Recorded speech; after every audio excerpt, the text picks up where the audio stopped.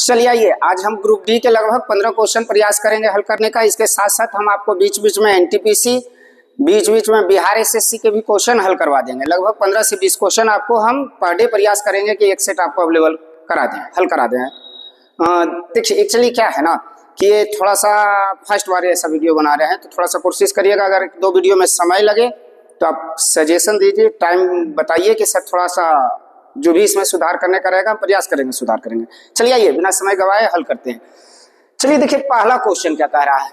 कह रहा है 1 से 50 तक के, कहां से 1 से 50 तक के सभी पूर्णांकों का जोड़ क्या है।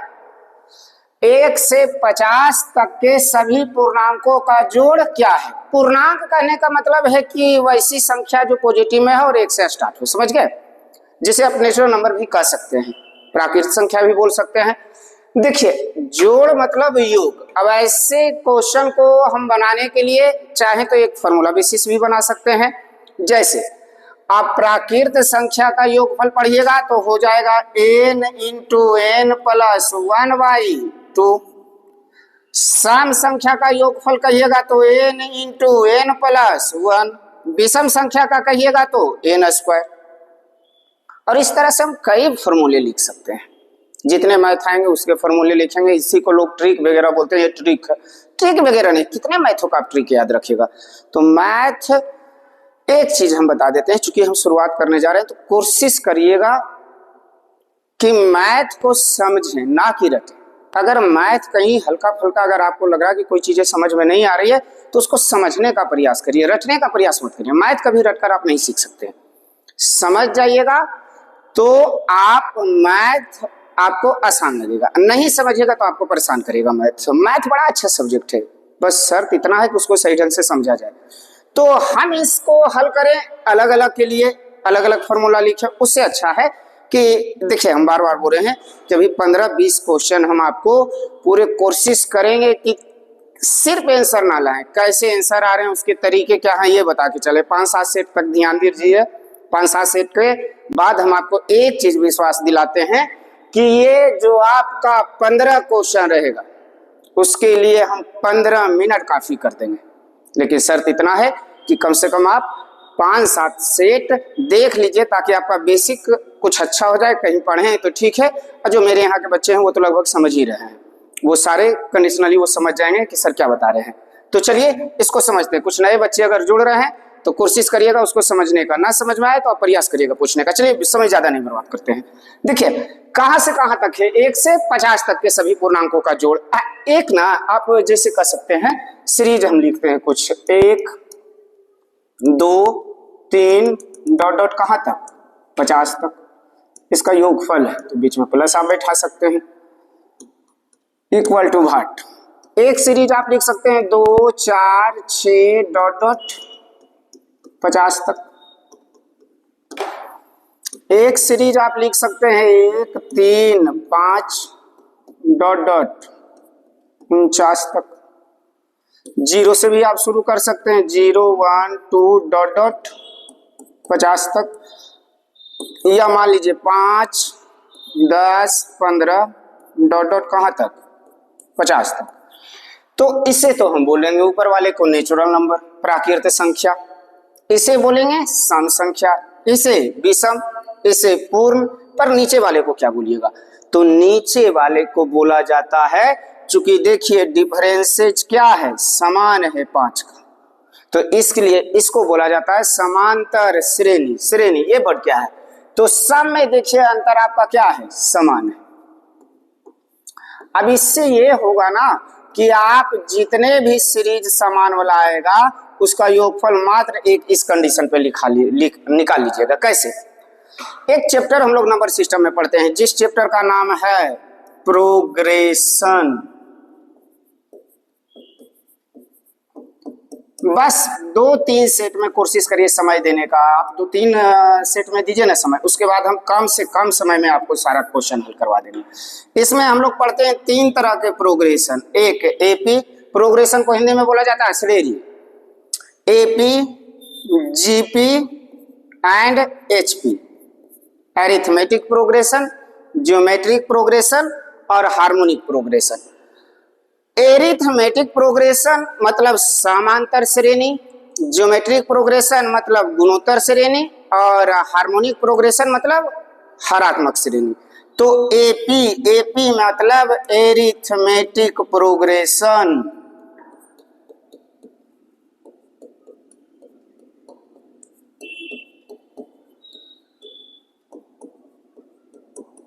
एरिथमेटिक प्रोग्रेशन को बोला जाता है समांतर श्रेणी, अर्थात जिनके दो लगातार पदों का अंतर समान हो उसे क्या कहेंगे? समांतर श्रेणी। इसमें एक हम समेशन ऑफ एन टर्म्स का कंडीशन पढ़ते हैं बाबू, n/2 इंटू ए प्लस टी। इसको अगर आप हिंदी में कहिए तो n पदों का योगफल हो जाएगा बाबू। अगर नॉर्मल लिखे तो कहता है टोटल संख्या इंटू प्रथम संख्या प्लस अंतिम संख्या बाई 2।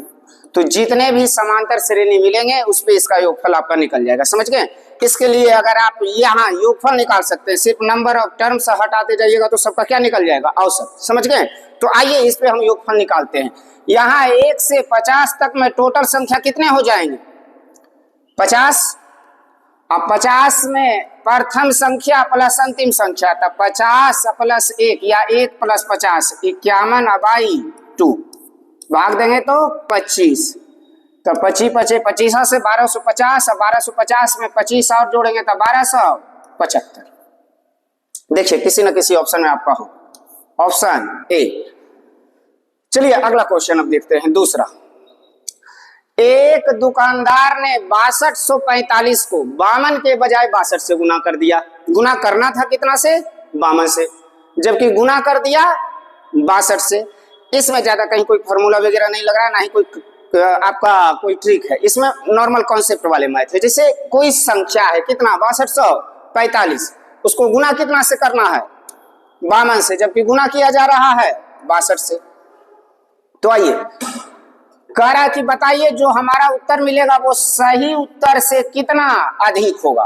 तो इसमें एक नॉर्मल सा तरीका आइए बाबू हम लोग लगा रहे थे। सिर्फ कॉन्सेप्ट बेसिस क्वेश्चन है, इसमें ज्यादा आपको कुछ एक्स्ट्रा दिमाग लगाने की जरूरत नहीं है। ऐसे कुछ बच्चे जनरली करते क्या, 6245 को 52 से गुना करेंगे, 6245 को फिर 62 से गुना करेंगे और तब जाके डिफरेंस निकालेंगे। उतना करने की जरूरत ही नहीं है। देखिए संख्या है कितना? 6245, गुना करना है 52 से, गुना कर दिया 62 से। बताइए कितना अधिक से गुना किया है? 10 से अधिक से ना, तो हम उसी 10 से इसको गुना कर देंगे तो हमारा हल करके आ जाएगा 62,450। देखिए ऑप्शन में कहीं होना चाहिए, ऑप्शन बी। चलिए अगला क्वेश्चन देखते हैं, तीसरा क्या कह रहा है। जब एक प्राकृत संख्या n को 5 से विभाजित किया जाता है तो शेष मतलब रिमाइंडर 4 बचता है। शेष कितना बच रहा है? 4 बचता है। तो शेष, एक सेकेंड क्वेश्चन बदल दिया।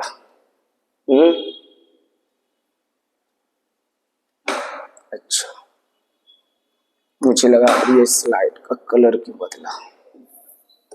चलिए जब एक प्राकृत संख्या n को 5 से विभाजित किया जाता है तो शेष कितना बच रहा है? 4 बचता है। कहता है जब 2n को 5 से विभाजित किया जाता है तो शेष क्या बचता है? रिमाइंडर थ्योरम एक नंबर सिस्टम में चैप्टर पढ़ना है, शेषफल प्रमेय, जहां इसको हम बहुत डिटेल में समझा देंगे। अभी बता देते हैं एक नॉर्मल सा तरीका बाबू। मान लीजिए संख्या है आपका, कह क्या रहा है n, उसको भाग दिया जाए, मतलब भाज्य कितना से? 5 से, तो शेष आपका बच रहा है 4। करा यदि हम 2n को गुना संख्या को 5 से ही भाग दे तो शेषफल क्या बच गया? देखिए यहाँ संख्या कैसे गुना किया है? 2 ना, आप कुछ मत करिए, रिमाइंडर को ही 2 से गुना कर दीजिए। 4 दूनी 8, इसमें भाजक से भाग दे दीजिए। देखिए कि हमारा रिमाइंडर कितना बच रहा है, तो शेष क्या बच जाएगा? 3। कहीं ना कहीं होना चाहिए ऑप्शन में। समझ गए? जैसे आप यहाँ नॉर्मल से अगर दिक्कत हो रहा है ना तो आप संख्या 1 ले लीजिए ना, 14, 14 को आप 5 से भाग दीजिएगा, शेष 4, 4 दूनी 28, 28 में 5 से भाग दीजिए, शेष कितना? 3। अगर आप समझना चाहते हैं तो, बाकी इसको हम रिमाइंडर थ्योरम में बड़ा डिटेल में बता देंगे फिर कभी। आइए चौथा क्वेश्चन बनाते हैं। 6 घंटिया एक साथ बजना शुरू करती है एवं क्रमशः 2, 4, 6, 8, 10 और 12 सेकेंड के अंतराल पर बजती है। तो बताएं कि 30 मिनट में वो एक साथ कितनी बार बजेगी? कितने देरी में? 30 मिनट में। 30 मिनट में वो एक साथ कितनी बार बजेगी? तो इसके लिए बाबू पहले हम एक बार बजने का उसका समय निकालते हैं कि कितने समय में वो एक साथ बजेगी। शुरू में एक बार बजा के छोड़ा गया, उसके बाद ये 2, 4, 6, 8, 10 और 12 सब सेकेंड में है के अंतराल पर बजती है। इसके लिए आपको एक साथ बजने का समय होगा, इसका एलसीएम जो कितना निकल कर आएगा? 120 सेकेंड। लेकिन यहां दिया हुआ मिनट में, तो इसको मिनट में बदल देते हैं, 60 से भाग देते हैं, तो क्या है? 2 मिनट, अर्थात 2 मिनट में एक बार। तो हमको पूछा 30वां मिनट में कुल कितनी बार, तो कुल कितनी बार बजेगा 30 मिनट में? 30/2 क्या है? 15। तो ये तो 30 मिनट के अंदर है, एक बार शुरू में बजाया गया है, तो 15 1 16 बार। एक बार शुरू में बजा के छोड़ा गया होगा ना, उसके बाद 2, 4, 6, 7 जो भी 8 सेकेंड है, 10, 12 सेकेंड के अंतराल पे बज रही है, तो वो एक जुट जाता है। ध्यान रखिएगा, अगर अंदर लैंग्वेज में लगाया रहता, कहता कि 30 मिनट के अंदर कितनी बार बजेगा, तो हमारा आंसर 15 ही हो जाता। लेकिन वो कह रहा 30 मिनट में कितनी बार बजेगा, तो हमारा 15 नहीं बल्कि कितना होगा? 16। चलिए आते हैं अगला क्वेश्चन अब हल करते हैं। अगला करा, एक आयत की लंबाई में 60% की वृद्धि की गई। बताएं कि समान क्षेत्रफल बनाए रखने के लिए उसको चौड़ाई को कितने प्रतिशत से घटाना होगा। एक इसके लिए हम आपको बेसिक तरीका बता देते हैं, उसके बाद दोनों तरीके हम बता देंगे कि बेसिक कैसे आप बनाइएगा, जो कि कभी आप नहीं भूलिएगा। नॉर्मल आपको सारे मेंसुरेशन का कंडीशन पता होगा। चलिए, आयत कह रहा है बाबू, तो एक प्रारंभ में, एक वर्तमान में निकालते हैं। क्षेत्रफल बराबर होना चाहिए बाबू। आयत का क्षेत्रफल क्या कहता है? बेसिक में पहले समझ लीजिए, लंबाई या गुने चौड़ाई। क्षेत्रफल बराबर होना चाहिए, तो इधर भी लंबाई गुने चौड़ाई या क्षेत्रफल बराबर है, तो हमने बराबर का सिंबल बैठा लिया। प्रतिशत मतलब 100, तो हम लोग कितना मान लेंगे? 100। इधर लंबाई भी 100, चौड़ाई भी 100। एक में 60% की वृद्धि, तो 160। चौड़ाई में कितने प्रतिशत की कमी की जाए? 1 सेकेंड, तो गुने 100 माइनस x मान लेते हैं, x% की। 0 से 0, 25 चौका 100, 4 चौका 16, 5 दूनी 10 और 2 दूनी 4, 25 तिया 75/2, तब आपको हो जाएगा 1 मिनट, 25 तिया 75/2 37.5। 1 मिनट काटने में कहीं मिस्टेक तो नहीं हुआ? 4 चौका 16, 5 25 चौका 100, 2 दूनी 4, 25 25 25 से ना होगा, यही मिस कर रहे हैं। बराबर 2 गुने 100 माइनस x, यही कर रहे थे। हो जाएगा आपका 6 दूनी 12, 62.5। तो घटाइए बाबू, तो x बराबर आ जाएगा आपको 37.5, या x को हम लिख सकते हैं 37.1/2%। जिस रूप में आपका ऑप्शन रहे देख लीजिएगा। चलिए समझ गए। चलिए इधर आते हैं। अब आपका अगला क्वेश्चन थोड़ा सा अच्छा, इसी को बेसिक तरीका से बनाते हैं ना, ये तो बेसिक हो गया। अगर हम तरीके समझे तो परसेंटेज में इसके कई कंडीशन दिए हुए हैं। जैसे ही 2 राशि गुना के रूप में रहे, और यदि पहली राशि में 2 राशि गुना के रूप में रहे, तो पहली राशि में यदि हम x% की वृद्धि करते हैं, तो दूसरी राशि में कितने प्रतिशत की कमी करें कि उसका मान अपरिवर्तित रहे। पहली राशि में यदि हम x% की वृद्धि करते हैं, तो दूसरी राशि में कितनी प्रतिशत की कमी करें कि मान अपरिवर्तित रहे। दूसरी राशि में कमी प्रतिशत, तो उसका कंडीशन हो जाएगा बाबू x/100 प्लस x और गुणे 100 प्रतिशत की कमी। लेकिन वही रहे, यदि पहली राशि में x% की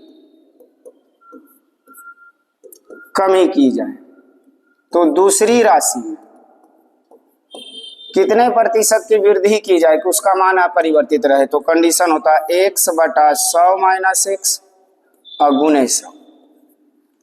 तो यहाँ बताइए वृद्धि है ना, तो ऊपर वाला है कि नीचे वाला? ऊपर वाला, चूंकि वृद्धि वाला है तो आराम से हम इस कंडीशन पर भी बना सकते हैं इस क्वेश्चन को। कैसे? इधर आइए, x का वैल्यू 60 और नीचे हो जाएगा 160 और प्रतिशत मतलब 100। आप काटिए 0 से 0, 4 चौका 16, 25 चौका 100, 2 दूनी 4, 3 दूनी 6, 25 तिया 75, y2 मतलब 37.1/2%। चलिए ऐसे बना लीजिएगा, ऐसे परसेंटेज में फिर कभी इसको हम बता देंगे। एक परीक्षा में 3 पेपर है। एक परीक्षा में कितने पेपर हैं? 3 पेपर हैं। और उत्तीर्ण होने के लिए अभ्यर्थी को कुल कितना प्रतिशत नंबर चाहिए? 35%।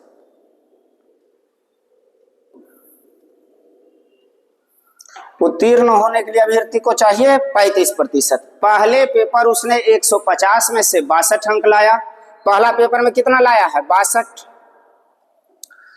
दूसरे पेपर में 150 में से 35 अंक प्राप्त किया, 150 में से 35 प्राप्त किया। उत्तीर्ण होने के लिए उसे तीसरे पेपर 180 में से कितना अंक प्राप्त करने होंगे, जबकि टोटल में कितना चाहिए? 35%।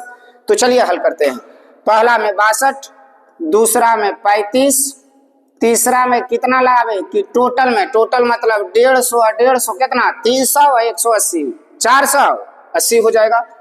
480 में चाहिए उसको 35 प्रतिशत मतलब 100। 0 से 0 काट सकते हैं, 5 दूनी 10 और 7 बचे 35, 24 7 68 से 24 दूनी 48 हो जाएगा। 24 7 68 से यहाँ 5 2 7 6 3 9 प्लस x बराबर 168। तो x बराबर आप घटाइएगा बाबू तो हो गया 1 9 7 71।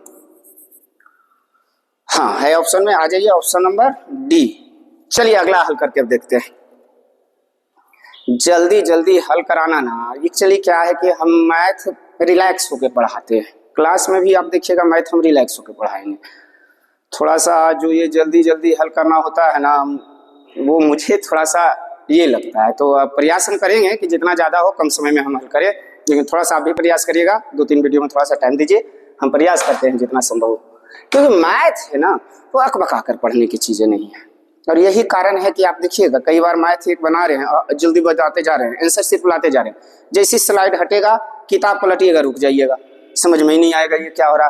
तो सिर्फ आंसर नहीं लगे, आंसर किस तरह से आ रहा है, उसके तरीके क्या है, तरीके पकड़ने। कोई जरूरी है कि यही मैथ पूछेगा?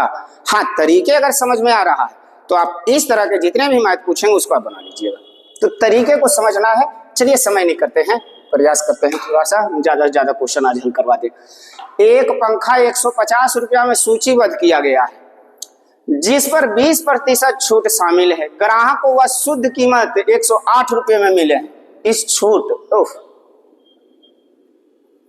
108 रुपये में मिले हैं, इस हेतु कितने अतिरिक्त छूट दी जानी चाहिए? आइए इसको हल करते हैं थोड़ा सा। देखिए इसको 2 तरीके से बता सकते हैं, एक बेसिक भी, एक नॉर्मली। आपको जो आप कॉन्सेप्ट वगैरह जो कहिए आइए आपको डायरेक्ट ही हम बता देते हैं। चलिए ऐसे एक तरीका आप हल कर लीजिएगा, हल करिएगा आंसर आ जाएगा। देखिए 150 है ना, 21% का छूट, 20% दोनों बता ही देते हैं, 80/100। दूसरा कहता है कितना के छूट दे, 100 - 6 कि अब इसका मूल्य कितना हो जाए, 108। हल करेंगे तो 0 से 0, 0 से 0, ठीक है। एक आप काट सकते हैं, 20 बचे 100, 3 बचे 15 और 4 बचे 20 और 4 दूनी 8, 3 दूनी 6, तो 18 6 का टोटल से, तो 18 बचे 90। 100 - x बराबर 90, तो x बराबर कई परसेंट, 10%। ये बेसिक हुआ, लेकिन इसको भी हम अलग तरीके से बना सकते हैं। कैसे?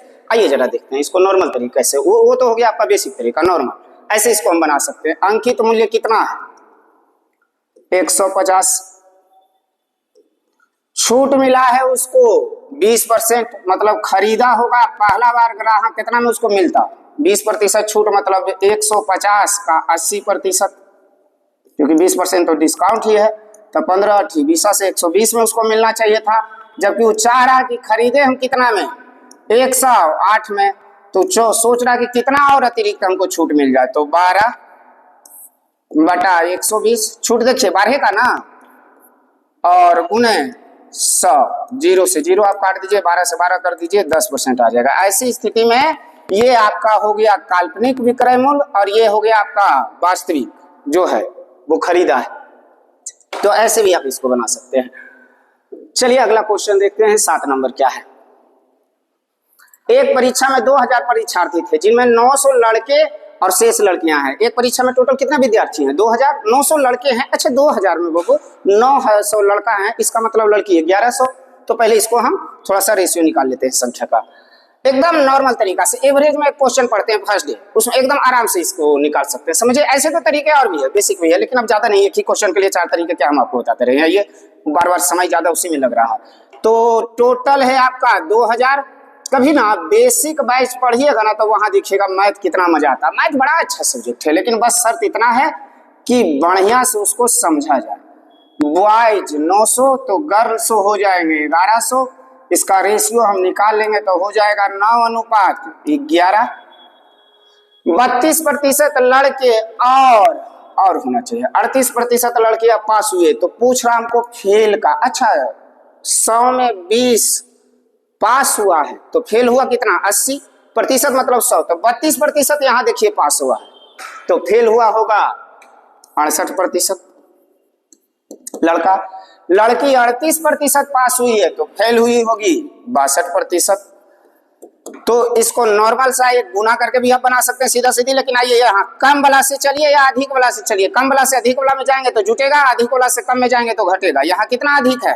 62 से देखिए 6, 1 में 6 की वृद्धि 9 है तो 9 × 6 = 54, बटा 11 × 9 = 20, 10 दूनी 20, 27 दूनी 54, काटेंगे तो हो जाएगा 2.7, तो हो जाएगा टोटल 64.7%।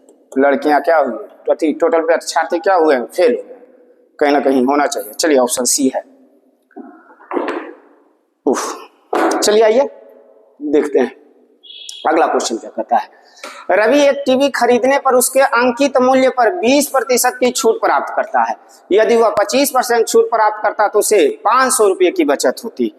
चलिए अब समय नहीं है, ज्यादा हो रहा है समय, इसलिए हम इसको जल्दी जल्दी थोड़ा सा खींच देते हैं। आइए पहला, उसने कितना प्रतिशत छूट पर खरीदा है?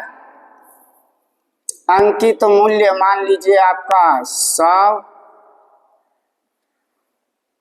उसने टीवी कितने में खरीदा? अच्छा 20% छूट पर खरीदा है बाबू, मतलब खरीदा होगा उसने कितना पर? 80 में। ये हो गया आपका वास्तविक क्रय मूल्य।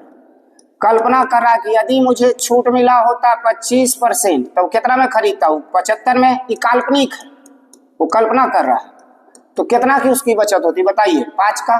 जबकि वहां बचत हो रहा है 500 का, तो 500 का तुलना 5 से करा कि वास्तविक में हम कितना में खरीदा है उसने, तो खरीदा तो 80 में न था, वो तो कल्पना कर रहा ना कि अगर 25% डिस्काउंट मिलता तो गुने क्या हो जाएगा? 80। आप भाग दीजिए 100 बार में, ये लगभग कितना हो जाएगा? 8000। चलिए आते हैं अगला क्वेश्चन। एक सामान को निर्देशित मूल्य पर बेचने से एक व्यक्ति को 10% लाभ मिलता है। किसी मूल्य पर बेच रहा है तो 10% का लाभ हो रहा है। कितने प्रतिशत का? 10% का। मतलब अगर उसका क्रय मूल्य होगा, क्रय मूल्य उसका अगर हो जाएगा आपका 100 और 10% लाभ पर बेचा है, मतलब वो बेच कितना में रहा है? 110 में। उसी सामान को यदि वह 2 गुने मूल्य पर बेचता, मतलब पहले जो 110 में बेचा आप कह रहा है उससे 2 गुना मूल्य पर बेचता, तो 110 के जगह पर 2 गुना क्या हो जाएगा? 120। तो कह रहा है कि लाभ का प्रतिशत बताइए, बताइए कितना का लाभ हो जाता है उसको? अच्छा ये 220 हो जाएगा ना, तो कितना का? 110। हाँ बिल्कुल, तो 120% का। देखिए ऑप्शन में है। चलिए अगला आते हैं। 10, 11, 5, 1, 3, 17, 9, 2 का रेंज बताइए। रेंज मतलब आप बोल सकते हैं, रेंज अंग्रेजी वर्ड है, हिंदी में उसको बोला जाता है परिसर। क्या बोला जाता है? परिसर। स्टैटिस्टिक्स एक चैप्टर पढ़ना है, माध्यमाधिका परिसर, विचलन, विचलन गुणांक, वहां ये चैप्टर हमको बहुत डिटेल में इसके बारे में समझना है। रेंज मतलब कैपेसिटी, जैसे हम यहाँ खड़ा होकर के बाबू फेंके कोई 5 मीटर तक या 10 मीटर तक कोई कंकड़ हम फेंक रहे हैं तो मेरी क्षमता कहाँ तक हुई, 10 मीटर तक। लेकिन शुरुआत हमने कहाँ से किया, 0 से।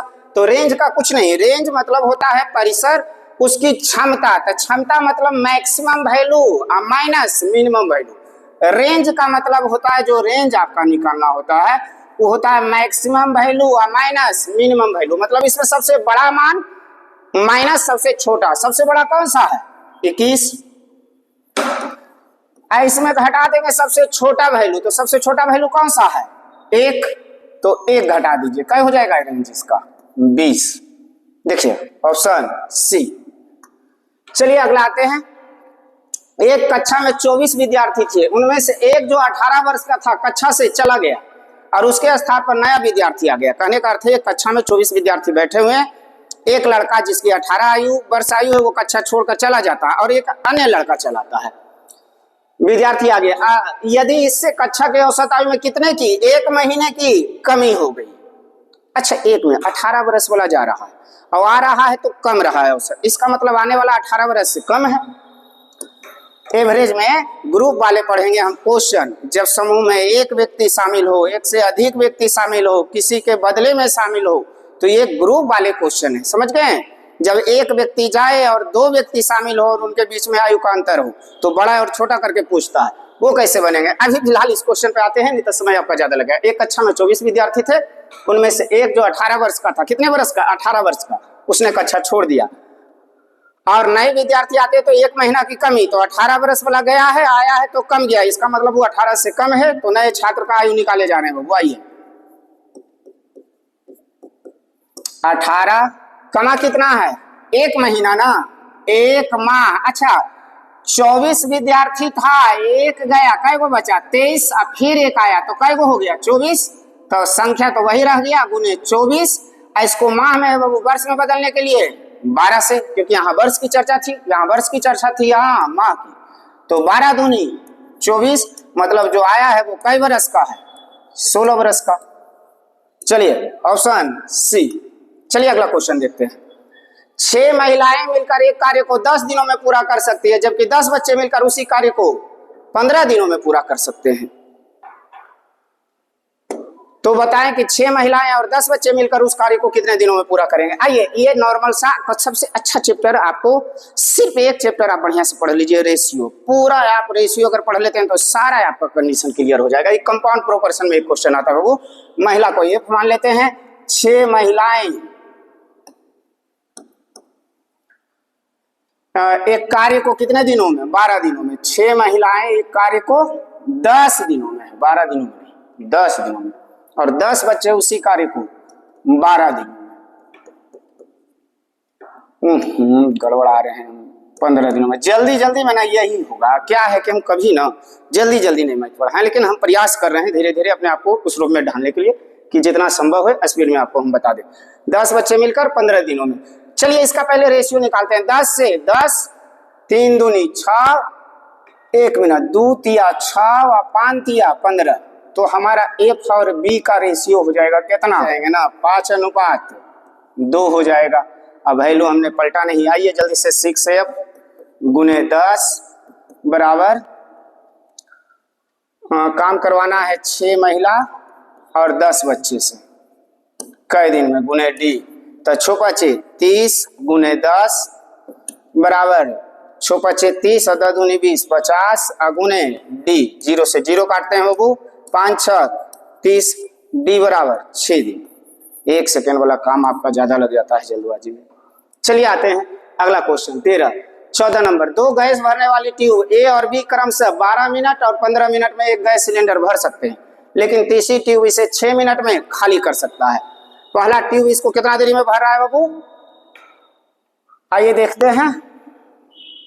पहला ट्यूब इसको 12 मिनट में भर सकता है, जबकि दूसरा ट्यूब इसको 1 मिनट 15 मिनट में भर सकता है, और तीसरा एक ट्यूब है C जो इसको 6 मिनट में खाली कर सकता है। देखिए यहाँ पहले आपको टोटल कार्य निकालना होगा या टोटल उसकी क्षमता वही होगा जो इस समय का आपका एलसीएम आ जाए। ये इसको समय आप कह सकते हैं, इसका एलसीएम बताइए। 12, 15, 6 का कितना, 60 ना। तो 12 से भाग देंगे तो बताइए कार्य क्या हो जाएगा। 12×5 = 60, 15×4 = 60, -10 × 60। अच्छा, माइनस सिर्फ इसलिए लगाए हैं ना ताकि ये पता चले कि ये भरने वाला नहीं बल्कि खाली करने वाला है। माइनस सिर्फ इतना दर्शाता है, समझ गए कि वो भरने वाला नहीं बल्कि खाली वो करने वाला। अच्छा एक चीज बताइए, 5 4 9 लीटर डालकर बाबू हम 10 लीटर निकाल सकते हैं? कभी नहीं निकाल सकते हैं। इसलिए क्या किया गया, पहले दोनों ट्यूबों को 5 मिनट ला खोल दिया गया ताकि कुछ भर दिया जाए। तो दोनों मिलकर 5 मिनट तक काम करेगा तो 9 5 45 लीटर भर गया है। उसके बाद तीसरा ट्यूब को खोला गया तो अब 5 4 9 भरेगा और 10 निकलेगा, खाली कितना होगा 1 लीटर। तो कहता है उस एक के हिसाब से कितने देरी में उसे खाली कर देगा, तो डी बराबर कितना हो जाएगा 9 5 45 मिनट में ट्यूब पूरी तरह से क्या होगा, खाली हो जाएगा। चलिए ये है ऑप्शन सी। चलिए तो अगला क्वेश्चन देखते हैं। 30 लीटर नमक के घोल में 5% नमक है। इस घोल में कितने लीटर पानी और मिलाया जाना चाहिए ताकि परिणामी घोल में नमक की मात्रा 3%। दूध और पानी से संबंधित एक क्वेश्चन पढ़ते हैं हम रेशियो में, जहां प्रतिशत वाला कंडीशन कहता है कि यदि दूध मिलाने की बात कही जाए तो दोनों तरफ पानी लिखिए, पानी मिलाने की बात कही जाए तो दोनों तरफ दूध लिखिए। यहाँ मिलाने की बात क्या कर रहा है, पानी मिलाया जाए तो दोनों तरफ हम लोग क्या लिखेंगे, नमक। आइए बस 10 सेकेंड में क्वेश्चन हल हो सकता है। तो पहले तो दोनों तरफ नमक लिख देंगे। अब नमक लिख रहे हैं तो प्रतिशत भी नमक में होना चाहिए, नहीं तो बदलेंगे हम इसको। 30 लीटर नमक के घोल में 5% नमक है, तो 30 लीटर नमक के घोल में 5% नमक है। इसमें कितना पानी मिला दिया जाए, 30 + वाटर, ताकि परिणामी नमक में कितना हो जाए 3% हो जाए। परिणामी घोल में या परिणामी घोल में 3% नमक हो जाए। आइए ना हल करते हैं प्रतिशत से। प्रतिशत हल 10 × 30 तो 10 × 50 और 30 प्लस वाटर, तो वाटर का हो जाएगा 20 लीटर। देखिए कहीं ऑप्शन होगा। चलिए जितना भी आज समय लगा हो, 15 क्वेश्चन आपका लगभग हो गया, लेकिन एक चीज जरूर कहेंगे, हल तो करा दिए, शायद हम उतने क्या है ना कि कई बार इंसान सबसे पहले खुद को सेटिस्फाइड करना चाहिए।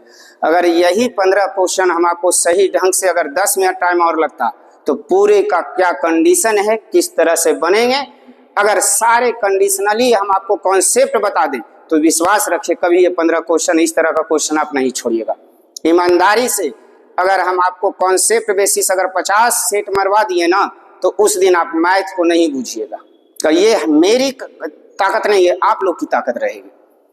तो पहले सिर्फ आंसर ले आइए। अभी चूंकि कैसा है, कैसा आप लोग का रिएक्शन रहेगा, ये फर्स्ट वीडियो में हम देख लेते हैं, फिर अगले सेट से हम प्रयास करेंगे 15 नहीं 20 मैथ हल करवा दें, और मुश्किल से 5-7 सेट में आप मुझे समझ दीजिए। उसके बाद हम आपको जितना क्वेश्चन रहेगा उतना मिनट काफी कम कर देंगे। ऐसे हम प्रयास करेंगे कि एक कॉन्सेप्ट बेसिस बता दें और एक आपको प्रैक्टिस की तरह सिर्फ आंसर करा के चल जाए, समझ गए। देखिए अब आपका बिहार एसएससी वाला भी डेट एग्जाम का कर दिया है, सो तो आपका लगभग शायद जुलाई में एग्जाम है ना, 11 या 12 को, तो ये थोड़ा सा ध्यान रखिएगा। इसी के बीच में हम देखे नहीं है, लेकिन लगभग यही लग रहा है जुलाई वगैरह में है एग्जाम, आपका नोटिफिकेशन दे दिया है। देखिए एक चीज कहेंगे, थोड़ा सा कोशिश करिए कि खुद को समय देकर बढ़िया से सीखे। मैथ एक ऐसा सब्जेक्ट है ना जो अकबकाकर या जल्दबाजी में नहीं पढ़ा जाएगा। जल्दबाजी में अकबका के मैथ पढ़िएगा तो वही हाल होगा कि पढ़ रहे हैं जब तक तो समझ में आ रहा है, जैसे ही वहां से हटा नजर, अगला बार बुक पलटे सेट पलटे तो समझ में नहीं आ रहा है क्या है। तो मैथ का सिर्फ आंसर नहीं देखना है, बल्कि हमको उसका तरीका सीखना है कि किस तरीके से ये बन रहे हैं, इसके कॉन्सेप्ट क्या है, कंटेंट क्या है, तो उसको पकड़िएगा तो मैथ आसानी से बनेगा। रहने दीजिए, ज्यादा समय नहीं लेंगे आज हमने प्रयास किया अपने तरफ से जितना संभव है, लेकिन हाँ एक चीज जरूर बताएंगे, इतनी जल्दबाजी में शायद हम आपको अभी कुछ थोड़ा सा कोशिश करते हैं, लेकिन आज थोड़ा जल्दबाजी में हो गया है। कुछ और इसमें कंटेंट होते हैं, इसके तरीके होते हैं जो हम आपको समझाना चाह रहे थे। तो कई ऐसे बच्चे थे जो बोल रहे थे डेमो वाले वीडियो में कि सर थोड़ा सा स्पीड बढ़ाइए, क्या ना कि स्पीड उतना ही हो जितना कंट्रोल हो। जरूरत से ज़्यादा अगर स्पीड रहिएगा तो एक्सीडेंट बहुत मतलब समझ रहे हैं होना संभव है। तो अभी फिलहाल तरीके समझते हैं, हम कोशिश करेंगे अगले से थोड़ा सा आपको और समय लेकर के अच्छी तरह से इसको समझा दें। और मैथ ज़्यादा कुछ परेशानी करने वाला सब्जेक्ट नहीं है, बढ़िया से समझिएगा आप तो आपको मैथ समझ में आएगा। शर्त इतना है कि आप थोड़ा सा उसका कंटेंट को पकड़िए। चलिए रहने दीजिए आज के लिए इतना।